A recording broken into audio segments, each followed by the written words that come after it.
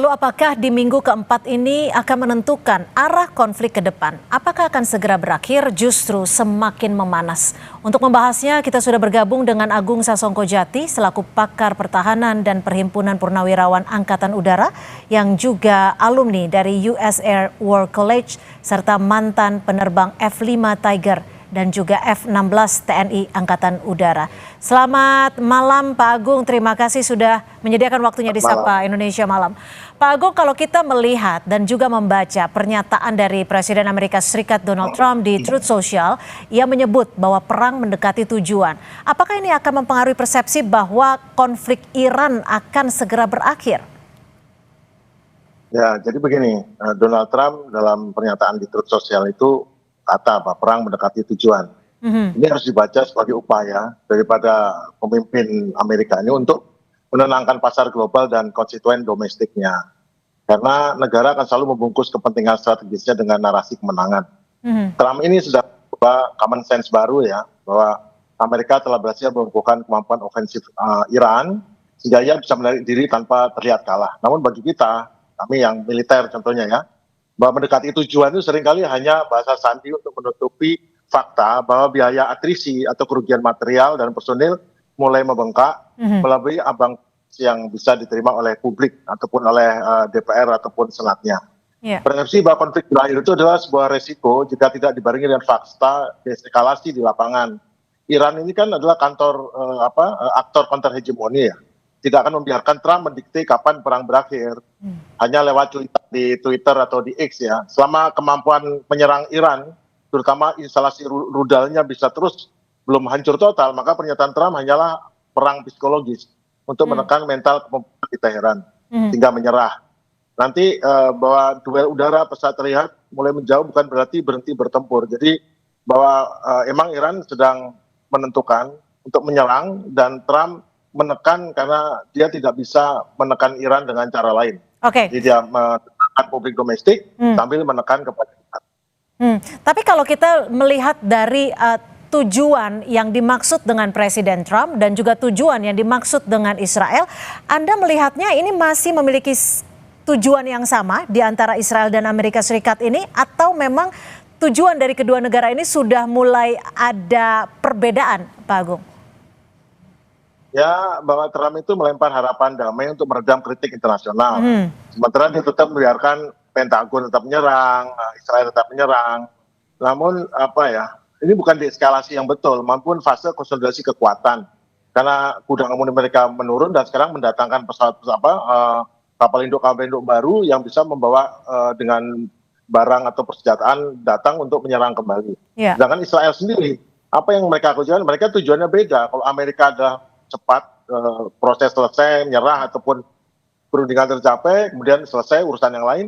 Kalau Israel jelas tujuannya kan adalah balkanisasi Iran. Kalau Iran nggak mau nyerah, ya Iran dihancurkan sama seperti Suriah, Libanon, dan semua negara di Timur Tengah, sehingga mereka menjadi terpecah-pecah, terfragmentasi, sehingga bisa memiliki pemimpin-pemimpin kecil di daerah, dan itu selalu di bawah pengaruh Amerika, bawah pengaruh daripada Israel. Karena Israel menginginkan menjadi Israel Raya, sehingga semuanya tidak bisa menentang dan semua patuh, dan akhirnya bisa perdamaian versi Israel, ada perdamaian di mana Israel tidak terganggu dan siapapun yang mengganggu jadi teroris kan. Padahal yang mengganggu itu karena mereka memperjuangkan kemerdekaan atau kebebasannya seperti Palestina. Jadi kalau menurut baca-bacaan dari pertahanan ini, Anda menilainya apakah perang akan segera berakhir karena sudah mencapai tujuan atau hampir mencapai tujuan menurut Presiden Trump, tapi di sisi lain Israel mengisyaratkan justru akan meningkatkan serangan secara signifikan di minggu ini. Apakah klaim dari winding down military efforts ini dapat dianggap sebagai indikator? Indikatornya adalah jelas Trump ingin segera exit strategi. Namun tentu dia masih cari peluang gimana caranya nih minta bantuan negara lain untuk menekan Iran sehingga Iran jadi kalah ataupun kalah posisi ya. Karena ini perang posisi bukan perang militer. Karena militernya sih Iran mau diserang apalagi militer di permukaannya hancur, tapi serangan tetap berjalan.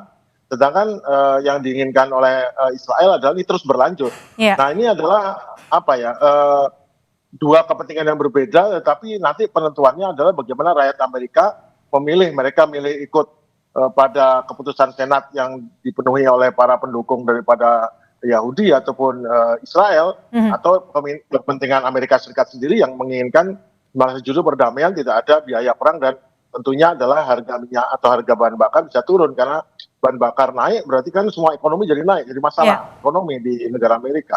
Oke, Pak Agung, yang kita juga dengarkan akhir-akhir ini adalah ultimatum dari Presiden Donald Trump terkait dengan ultimatum 48 jam agar Selat Hormuz ini segera dibuka oleh Iran. Tapi yang terakhir, Iran justru kembali mengancam jika memang Trump menyerang ataupun menghancurkan pembangkit listriknya Iran, maka Selat Hormuz akan ditutup total. Ini kan hari Sabtu ya, kalau nggak salah, ultimatum yang diberikan Donald Trump ini, dan hanya 48 jam. Anda melihatnya akan seperti apa nih? Posisinya akan di mana nanti? Ultimatum 48 jam ini mencurigakan, karena sebelumnya, beberapa jam sebelumnya, Trump mengatakan akan deeskalasi. Pasti ada sesuatu yang terjadi, dan kebetulan dari informasi yang saya dapat itu memang ada kejadian, ada pesawat yang jatuh, meskipun ini belum bisa diklarifikasi, nggak ada di berita, yaitu pesawat F-35 jatuh di Irak, namun tidak bisa diklarifikasi. Dan ini 48 jam itu adalah waktu untuk pencarian, sehingga kalau bisa berita teralihkan ke berita Trump selalu dengan 48 jam itu berarti kan perhatian semua media ke sini, tidak ada yang menyentuh ke arah sedang terjadi pencarian besar-besaran Israel di Irak. Saya nggak bisa bilang. Tapi Amerika Serikat akan berani tidak untuk menghancurkan pembangkit listriknya Iran ketika waktu 48 jam mencapai waktu habis? Trump itu bolak-balik mengancam, tapi ada sebagian ancaman dilaksanakan, sebagian ancaman tidak. Karena ancaman 48 jam itu boleh-boleh saja mengancam, tapi kan balasannya itu resiko. Apakah ancaman ini untuk segera 48 jam itu akan sebanding dengan hancurnya, utamanya ada kilang minyak, tapi yang penting desalinasi. Bayangkan negara Israel, negara Arab, negara Qatar, Bahrain, Uni Emirat, yang semuanya 90% tergantung daripada proses desalinasi air laut menjadi air tawar, hancur. Kalau hancur, nggak lebih dari seminggu itu penduduknya minum apa itu? Apa itu yang diinginkan Trump? Mesti nggak. Berarti 48 jam ini ada suatu ancaman yang mesti ada maksud di belakangnya untuk menutupi sesuatu yang terjadi. Karena 1 jam sebelumnya dia bilang akan deeskalasi, kemudian jam berikutnya ngomong mengenai pada, berarti ada sesuatu yang harus ditutupi. Itu menurut saya ya. Oke, artinya kalau dilihat dari saling mengancam dan juga daya tawarnya ini, mana yang lebih kuat? Artinya Iran yang memiliki kekuatan untuk menutup total Selat Hormuz, ataupun Amerika Serikat yang mengancam ingin menghancurkan pembangkit listrik Iran? Ancaman daripada Amerika apakah membuka Selat Hormuz? Tidak. Tapi ancaman Iran menutup Selat Hormuz, ya. Berarti artinya Iran yang lebih memiliki power daripada Amerika. Sekarang Iran yang berada di atas angin, istilah bahasa Indonesianya. Itu karena apa? Dia megang ini. Jadi yang satu mengancam, merengek, membujuk, nakut-nakutin. Tapi yang satu, kamu terserah kamu, saya akan balas kamu, macam-macam saya balas kamu. Artinya siapa? Dari situ kita tahu bahwa yang punya di atas angin sekarang adalah Iran. Itu dari militer, bukan karena saya pro Iran atau pro Amerika, tidak. Dari kacamata siapapun, kalau kita netral, kita tahu bahwa Iran sekarang berada di atas angin. Oke, Pak Agung, kalau sebelumnya beberapa waktu lalu Presiden Donald Trump meminta bantuan negara-negara untuk menaruh kapal perang mereka. Tapi yang terakhir, Perdana Menteri Benjamin Netanyahu juga meminta negara-negara lain untuk membantu peperangan ini sambil menjaga Selat Hormuz. Bagaimana Anda melihat ini? Apakah ini memang artinya Amerika Serikat dan juga Israel dalam tanda kutip mulai kewalahan untuk menghadapi Iran? Oh iya, jelas bukan kewalahan. Mereka sudah hampir kehabisan peralatan untuk mencegah rudalnya Iran masuk untuk menangkis. Jadi gini, itu kan kemarin Iran menyerang Dimona gara-gara Natanz, reaktor nuklir Natanz di Iran diserang. Dimona pun bukan menyerang reaktornya, tapi perkampungan ataupun kompleks pemukiman. Dan itu bukan pemukiman biasa, itu adalah kompleks para ahlinya. Kalau orang-orang Iran itu biasanya ahlinya itu dibunuh, biasanya dibunuh itu ada 10 orang ikut, saudaranya, keluarganya. Sekarang mereka menyerang langsung perumahannya para ahli nuklir Iran. Kalau ada korban lain, mereka sama persis dengan yang dilakukan Israel. Jadi, tapi di sisi lain, dan kota Adar itu adalah para prajurit-prajurit itu yang tadinya diserang di kota Israel, dipindahkan ke sana. Akhirnya diserang Adar itu bukan biasa, itu adalah tempat di mana para prajurit Israel yang sedang merencanakan itu, mereka pindah ke situ. Jadi mereka tinggal di permukiman. Jadi Dimona, kompleks Dimona dan Adar itu adalah tempat adalah orang-orang yang memang sah secara target. Kalau yang lain korbannya lah. Tetapi Netanyahu, orang yang sangat licin ini, datang bahkan wah ini rumah penduduk diserang. Ya. Dan dia mengingatkan, itu ada Diego Garcia itu menyerang. Padahal kita tahu rudal Iran tidak mungkin sampai 4.000 km. Dan diketahui bahwa serangan ke Diego Garcia itu adalah serangan yang mendatar, berarti rudal jelajah. Satu-satunya memenuhi syarat adalah rudal jelajah Papai buatan Israel, dan itu diketahui bisa dilemparkan dengan menggunakan kapal selam. Ya. Jadi kemudian ini false flag. False flag itu adalah cipta kondisi lah, memfitnah Iran untuk menyerang. Padahal mungkin kapal selamnya Israel mendekat ke Diego Garcia, melemparkan rudal jelajah Papai namanya. Nah, kenapa? Karena serangannya itu level jelajah, bukan serangan rudal balistik yang tinggi. Kalau rudal balistik tinggi, berarti kan ketangkap sama radar anti balistik, sama sekali tidak tertangkap. Artinya nggak mungkin rudal ketinggian rendah 4.000 km, berarti ada rudal lain yang bukan dari Iran. Jadi memang Netanyahu sangat licik dan sangat menggunakan ini dan membalik-balik. Orang dia yang menyerang, sekarang dia merasa jadi korban. Tapi kan bagi pendukungnya percaya aja kalau itu adalah korban. Nah, ini mereka memberikan amunisi untuk kepada benak kognitif dari pendukung-pendukungnya seluruh dunia untuk bahwa Israel itu korban, Israel itu yang benar, Israel yang tidak salah. Seperti itu. Tapi kalau dilihat dari kemampuan amunisi dan juga kekuatan perang Israel dan juga Amerika Serikat, ini kira-kira akan bertahan berapa lama Pak Agung? Karena kalau kita flashback tahun lalu kurang lebih hanya untuk 12 hari. Kalau kali ini bisa bertahan berapa lama? Jadi cerita tahun lalu bulan Juni itu 12 hari pertempuran. Kenapa? Karena Israel sudah mau kehabisan daripada peluru rudal Patriot dan rudal THAAD-nya. Ya. Jadi yang minta menyerah itu Israel, meskipun di belakangan itu pada membantah segala macam, itu Israel yang minta itu. Semua untuk gencatan senjata. pengamat tahu itu Israel yang minta. Nah sekarang masalahnya sama sedikit terjadi. Namun Israel kan sudah tangguh, ini udah hampir hancur di Iran, hampir. Karena kalau yang diserang di Iran itu bukan hanya nuklir segala macam, yang diserang itu adalah kantor-kantor polisi, kantor-kantor, kan Anda lihat tadi di peta Iran itu. Yang dihancurkan sebelah barat, kenapa? Agar menghancurkan kantor-kantor polisi, kantor-kantor tentara, segala macam, untuk apa? Agar para pemberontak, khususnya Kurdi, bisa mengambil alih. Tujuannya itu. Jadi bukan sekedar tujuannya Israel adalah menghancurkan Iran, memecah belah Iran, agar seperti Suriah, agar jadi failed state atau negara yang terpecah-pecah, terfragmentasi. Itu tujuannya. Karena tujuan Israel adalah untuk Israel Raya.